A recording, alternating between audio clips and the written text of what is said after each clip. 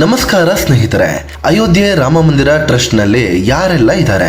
Trust ನಲ್ಲಿರುವ ಏಕೈಕ ದಲಿತ ಯಾರು? ರಾಮನಿಗೆ ಪೂಜೆ ಮಾಡೋದು ಯಾರು ಗೊತ್ತಾ? ಟ್ರಸ್ಟ್ ನ ಸದಸ್ಯರು ಹೇಗೆ ನೇಮಕ ಆಗ್ತಾರೆ? ಮಂದಿರದ ಅರ್ಚಕರ ತಂಡದಲ್ಲಿ ಬ್ರಾಹ್ಮಣೇತರರು ಯಾರಿದ್ದಾರೆ? ಎಲ್ಲವನ್ನ ಈ ವಿಡಿಯೋದಲ್ಲಿ ಡೀಟೇಲ್ ಆಗಿ ಹೇಳ್ತೀವಿ. ಅದಕ್ಕೂ ಮುನ್ನ ನೀವಿನ್ನೂ ನಮ್ಮ ಚಾನೆಲ್ಗೆ ಸಬ್ಸ್ಕ್ರೈಬ್ ಆಗಿಲ್ಲ ಅಂದ್ರೆ ಈಗಲೇ ಆಗಿ ನಮ್ಗೆ ಸಪೋರ್ಟ್ ಮಾಡಿ. ನಿಮ್ಮ ಬೆಂಬಲ ನಮಗೆ ತುಂಬಾ ಮುಖ್ಯ. ಟ್ರಸ್ಟ್ ನಲ್ಲಿ 9 ಮಂದಿ ಕಾಯಂ ಸದಸ್ಯರು, 6 ಮಂದಿ ಸರ್ಕಾರಿ ಪ್ರತಿನಿಧಿಗಳು ಮತ್ತು ಪದನಿಮಿತ್ತ ಸದಸ್ಯರಿದ್ದಾರೆ. ಎಲ್ಲಾ ಸೇರಿ ಒಟ್ಟು 15 ಮಂದಿ ಆಗುತ್ತೆ. ಸದ್ಯ ದೇವರ ದುಡ್ಡಿಗೆ ಕನ್ನ ಇಟ್ಟ 2 ಕಾಯಂ ಪ್ರತಿನಿಧಿಗಳನ್ನ ತೆಗೆದು ಹಾಕಲಾಗಿದೆ. ಓರ್ವ ಪದನಿಮಿತ್ತ ಸದಸ್ಯ ವಿಧಿವಶರಾಗಿದ್ದಾರೆ. ಸದ್ಯ ಟ್ರಸ್ಟ್ ನಲ್ಲಿ 12 ಮಂದಿ ಸದಸ್ಯರಿದ್ದು ಯಾರೆಲ್ಲ ಅಂತ ನೋಡೋಣ ಬನ್ನಿ. ಮಹಂತ ನೃತ್ಯ ಗೋಪಾಲ್ ದಾಸ್ ಇವರು ರಾಮ ಮಂದಿರ ಟ್ರಸ್ಟ್ ಗೆ ಅಧ್ಯಕ್ಷ ಆಗಿದ್ದಾರೆ. ಈ ಹಿಂದೆ ಇದ್ದ ರಾಮ ಜನ್ಮಭೂಮಿ ನ್ಯಾಸ ಅನ್ನೋ ವೇದಿಕೆಗೂ ಇವರೇ ಅಧ್ಯಕ್ಷರಾಗಿದ್ರು. ಅಷ್ಟೇ ಅಲ್ಲ, ಇವರು ಅಯೋಧ್ಯೆ ರಾಮ ಮಂದಿರ ಹೋರಾಟದಲ್ಲಿ ಮುಂಚೂಣಿಯಲ್ಲಿ ಇದ್ರು. ಇವರಿಗೆ 88 ವರ್ಷ ವಯಸ್ಸಾಗಿದ್ದು ಅಯೋಧ್ಯೆಯ ಫೇಮಸ್ ಮಠ ಮಣಿ ರಾಮ್ ದಾಸ್ ಕಿ ಚಾವಣಿಯ ಪೀಠಾಧಿಪತಿ ಕೂಡ ಹೌದು. ಕೆ ಪರಸರಣ್ ರಾಮ ಮಂದಿರ ಟ್ರಸ್ಟ್ ನಲ್ಲಿ ಇವರು ಫೌಂಡರ್ ಟ್ರಸ್ಟಿ ಆಗಿದ್ದಾರೆ. ಇವರಿಗೆ ಈಗ 99 ವರ್ಷ ವಯಸ್ಸಾಗಿದೆ. ಸುಪ್ರೀಂ ಕೋರ್ಟ್ ಹಿರಿಯ ಅಡ್ವೊಕೇಟ್ ಆಗಿರುವ ಇವರು ಭಾರತದ ಅಟಾರ್ನಿ ಜನರಲ್ ಆಗಿ, ಸಾಲಿಸಿಟರ್ ಜನರಲ್ ಆಗಿಯೂ ಕೆಲಸ ಮಾಡಿದ್ದಾರೆ. ರಾಜ್ಯಸಭೆಗೂ ಆಯ್ಕೆ ಆಗಿದ್ದ ಇವರು ರಾಮ ಜನ್ಮಭೂಮಿ ವಿಚಾರವಾಗಿ ಕೋರ್ಟ್ ನಲ್ಲಿ ವಾದ ಮಾಡಿದ್ರು. ಭಾರತ ಸರ್ಕಾರ ರಾಮ ಮಂದಿರ ಟ್ರಸ್ಟ್ ಸ್ಥಾಪನೆ ಮಾಡಿದಾಗ ಇವರನ್ನ ಮೊದಲ ಟ್ರಸ್ಟಿಯಾಗಿ ಆಯ್ಕೆ ಮಾಡಿತ್ತು. Shri Krishna Mohan Indian forest service ನ ಮಾಜಿ ಅಧಿಕಾರಿಯಾದ ಇವರು ಟ್ರಸ್ಟ್ ನ ಪ್ರಧಾನ ಕಾರ್ಯದರ್ಶಿ ಆಗಿದ್ದಾರೆ. ಇಡೀ ಟ್ರಸ್ಟ್ ನಲ್ಲಿ ಇವರು ಏಕೈಕ ದಲಿತ ಪ್ರತಿನಿಧಿ ಅನ್ನುವುದು ವಿಶೇಷ. ಈ ಜಾಗದಲ್ಲಿ ಇವರಿಗೂ ಮುನ್ನ ಮತ್ತೋರ್ವ ದಲಿತರಾದ ಕಾಮೇಶ್ವರ್ ಚೌಪಾಲ್ ಇದ್ರು. ಕಾಮೇಶ್ವರ್ ಚೌಪಾಲ್ 1989ರಲ್ಲಿ ರಾಮ ಮಂದಿರ ನಿರ್ಮಾಣಕ್ಕೆ ಮೊದಲ ಇಟ್ಟಿಗೆ ಇಟ್ಟಿದ್ರು. ಅಂದ್ರೆ ರಾಮ ಮಂದಿರಕ್ಕೆ ಶಿಲಾನ್ಯಾಸ ಮಾಡಿದವರು. ಇವರಿಗೆ RSS ಕಡೆಯಿಂದ ಮೊದಲ ಕರಸೇವಕ ಅನ್ನೋ ಬಿರುದು ಸಿಕ್ಕಿತು. ಟ್ರಸ್ಟ್ ನಲ್ಲಿ ದಲಿತ ಪ್ರತಿನಿಧಿಯಾಗಿ ಆಯ್ಕೆಯಾಗಿದ್ದ ಇವರು 2025ರಲ್ಲಿ ವಿಧಿವಶರಾದ್ರು. ಇವರ ಜಾಗಕ್ಕೆ ಕೃಷ್ಣ ಮೋಹನ್ ಆಯ್ಕೆಯಾದ್ರು. ಇದೀಗ ಟ್ರಸ್ಟ್ ನ ಪ್ರಧಾನ ಕಾರ್ಯದರ್ಶಿಯಾಗಿದ್ದ ಚಂಪತ್ ರಾಯ್ ಹಲ್ಕಾ ಬುದ್ಧಿ ಮಾಡಿ ಹೊರಗೆ ಹೋಗಿದ್ದಾರೆ. ಹೀಗಾಗಿ ಕೃಷ್ಣ ಮೋಹನ್ಗೆ ಪ್ರಧಾನ ಕಾರ್ಯದರ್ಶಿಯ ಜವಾಬ್ದಾರಿ ನೀಡಲಾಗಿದೆ. ಸ್ವಾಮಿ ಗೋವಿಂದ್ ಜಿ ಮಹಾರಾಜ್ ಮಹಾರಾಷ್ಟ್ರ ಮೂಲದ ಈ ಸ್ವಾಮೀಜಿಗೆ 77 ವರ್ಷ ವಯಸ್ಸಾಗಿದೆ.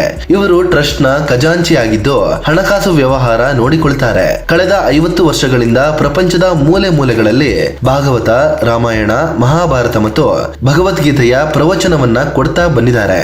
ಇವರು ರಾಮ ಮಂದಿರದ ಜೊತೆಗೆ ಮಥುರಾದ ಕೃಷ್ಣ ಜನ್ಮಭೂಮಿ ಟ್ರಸ್ಟ್ಗೂ ಉಪಾಧ್ಯಕ್ಷರಾಗಿ ಕೆಲಸ ಮಾಡ್ತಿದ್ದಾರೆ. ಸ್ವಾಮಿ ವಿಶ್ವಪ್ರಸನ್ನ ತೀರ್ಥ ಸ್ವಾಮೀಜಿ ಉಡುಪಿಯ ಪೇಜಾವರ ಮಠದ ಶ್ರೀಗಳಾದ ವಿಶ್ವಪ್ರಸನ್ನ ತೀರ್ಥರು ಈ ಟ್ರಸ್ಟ್ ನಲ್ಲಿ ಜಾಗ ಪಡೆದಿದ್ದಾರೆ. ರಾಮ ಮಂದಿರ ಹೋರಾಟದಲ್ಲಿ ಪೇಜಾವರ ಮಠದ ಪಾತ್ರ ತುಂಬಾ ದೊಡ್ಡದಿತ್ತು. ಹೀಗಾಗಿ ವಿಶ್ವಪ್ರಸನ್ನ ತೀರ್ಥರಿಗೆ ಟ್ರಸ್ಟ್ ನಲ್ಲಿ ಜಾಗ ಸಿಕ್ಕಿದೆ. ರಾಮಲಲ್ಲಾ ಮೂರ್ತಿಯ ಪ್ರಾಣ ಪ್ರತಿಷ್ಠಾಪನೆ ಟೈಮಲ್ಲಿ ಇವರು ಕೂಡ ಗರ್ಭಗುಡಿಯಲ್ಲಿ ಇದ್ರು. ಯುಗಪುರುಷ ಪರಮಾನಂದ ಗಿರಿ ಜಿ ಮಹಾರಾಜ್ ಇವರು ರಾಮ ಮಂದಿರ ಟ್ರಸ್ಟ್ ನ ಹಿರಿಯ ಟ್ರಸ್ಟಿಗಳಲ್ಲಿ ಒಬ್ಬರು. 90ಕ್ಕೂ ಹೆಚ್ಚು ವರ್ಷ ವಯಸ್ಸಾಗಿರುವ ಇವರು ರಾಮ ಜನ್ಮಭೂಮಿ ಹೋರಾಟದಲ್ಲಿ ಆಕ್ಟಿವ್ ಆಗಿ ಇದ್ರು. ತಮ್ಮ ಜೀವನದ 40 ವರ್ಷಗಳನ್ನ ಈ ಹೋರಾಟಕ್ಕೆ ಮೀಸಲಿಟ್ಟಿದ್ರು. ಉತ್ತರ ಪ್ರದೇಶ ಮೂಲದ ಈ ಸ್ವಾಮೀಜಿ 150ಕ್ಕೂ ಹೆಚ್ಚು ಪುಸ್ತಕಗಳನ್ನ ಬರೆದಿದ್ದಾರೆ. ಸ್ವಾಮಿ ವಾಸುದೇವಾನಂದ ಸರಸ್ವತಿ ಜಿ ಮಹಾರಾಜ್ ಇವರು ರಾಮ ಮಂದಿರ ಟ್ರಸ್ಟ್ ನ ಅತ್ಯಂತ ಪ್ರಭಾವಿ ಮತ್ತು ಹಿರಿಯ ಸದಸ್ಯರು. ಉತ್ತರ ಪ್ರದೇಶದ ಪ್ರಯಾಗ್ರಾಜ್ನ ಜ್ಯೋತಿಷ್ ಪೀಠದ ಸ್ವಾಮೀಜಿಯೂ ಹೌದು. ಇವರು ಹಲವು ದಶಕಗಳಿಂದ ರಾಮ ಮಂದಿರ ಹೋರಾಟದಲ್ಲಿ ಭಾಗಿ ಆಗಿದ್ರು. ರಾಮ ಮಂದಿರ ಹೋರಾಟಕ್ಕೆ ಸನ್ಯಾಸ ಸಮುದಾಯವನ್ನ ಒಗ್ಗೂಡಿಸುವಲ್ಲಿ ಇವರ ಪಾತ್ರ ದೊಡ್ಡದಿತ್ತು. ಕಾನೂನು ಹೋರಾಟಕ್ಕೆ ಬೇಕಾದ ಐತಿಹಾಸಿಕ ಸಾಕ್ಷ್ಯ ಮತ್ತು ಧಾರ್ಮಿಕ ಗ್ರಂಥಗಳ ಆಧಾರ ಒದಗಿಸಿದ್ದು ಕೂಡ ಇವರೇ ಅನ್ನೋದು ವಿಶೇಷ. ಉಳಿದ 2 ಕಾಯಂ ಸದಸ್ಯರಾದ ಚಂಪತ್ ರಾಯ್ ಮತ್ತು ಅನಿಲ್ ಮಿಶ್ರಾ ಸದ್ಯ ಮಾಡಬಾರದು ಮಾಡಿ ಟ್ರಸ್ಟ್ ನಿಂದ ಹೊರ ಹೋಗಿದ್ದಾರೆ.